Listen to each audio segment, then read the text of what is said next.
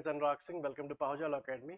और इस वीडियो में हम लोग देखेंगे एक लेटेस्ट केस लॉ जिसका नाम है राजा रेड्डी कलम वर्सेस स्टेट ऑफ हरियाणा। ये केस लॉ रिलेट करता है सेक्शन 138 ऑफ एनआई एक्ट से, ठीक है। और याद रखना कि this is dishonour of cheques, right. अब डिसऑनर ऑफ चेक्स में हम लोगों को देखना होता है कि याद रखना ऑल्दो कि यहाँ पर अंडरटोन्स होते हैं सिविल के, but actually this is an offence. Section 138 का ये जो है this is an offence, right. तो इसके लिए एक्चुअली जो पनिशमेंट प्रिस्क्राइब्ड है वो है 2 years imprisonment और there can be twice the amount of cheque as compensation, twice the amount of cheque as compensation, और बोथ दोनों भी हो सकता है, ठीक है। तो ये ऑफेंस है under section 138 of the NI act.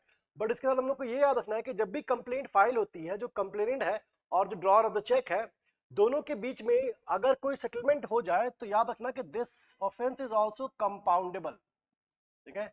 Section 138 का जो डिसऑनर ऑफ चेक्स का है under section 147 of the NI act ये कंपाउंडेबल भी होते हैं, ठीक है।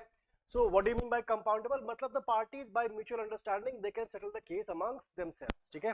So इस केस में यही चीज डिस्कस की गई थी कि कंपाउंडेबल अगर ऑफेंस होता है तो the court should really encourage it, ठीक है। क्योंकि बिकॉज एक जो मैक्सिम हमारी कहती है इंटरेस्ट रिपब्लिक के अर्थ सेट फिनिस लिटियम, that means it is in the interest of the republic that there is an end to litigation.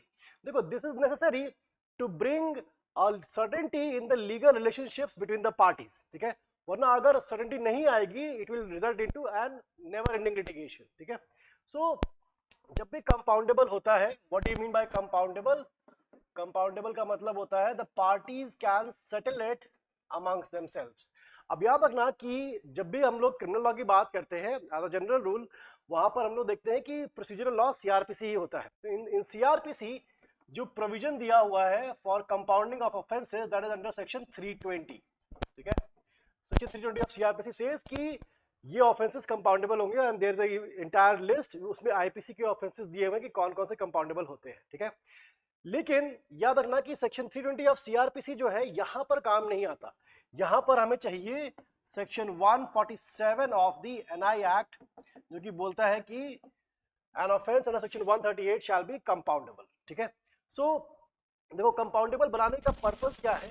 अगर मान लो कि मैं कंप्लेनेंट हूं and somebody else is the drawer, तो मैं उसके अगर अगेंस्ट उसके कंप्लेंट कर दूं कि इसने इसका चेक जो है डिसऑनर हो गया और उसने मुझे मेरे पैसे नहीं पे किए, पनिशिंग हिम मतलब उसको जेल भिजवा करके it's not a remedy for me. मतलब मुझे तो मेरे पैसे नहीं मिले ना, अगर वो जेल भी चला जाए तो मुझे मेरे पैसे चाहिए होंगे, ठीक है। सो अगर इनिशियली जब चेक डिसऑनर हुआ था, if the drawer was unable to pay, but during the pendency of the proceedings अगर he is able to pay, if he is offering to pay, then that must be encouraged, ठीक है, क्योंकि मुझे ultimately मेरे पैसे चाहिए थे, ठीक है। सो ये चीज भी लॉ ने कॉन्टेम्पलेट कर रखी है and the courts have taken a positive approach, और वो चाहती है कि जितने ज्यादा अगर लिटिगेशन को कम किया जा सके उतना अच्छा है पार्टीज के लिए भी एंड ओवरऑल जो जनरल सोसाइटी के लिए भी हमारे लिए अच्छा है, ठीक है। यही चीज इस केस लॉ में डिस्कस की। Thank you everyone.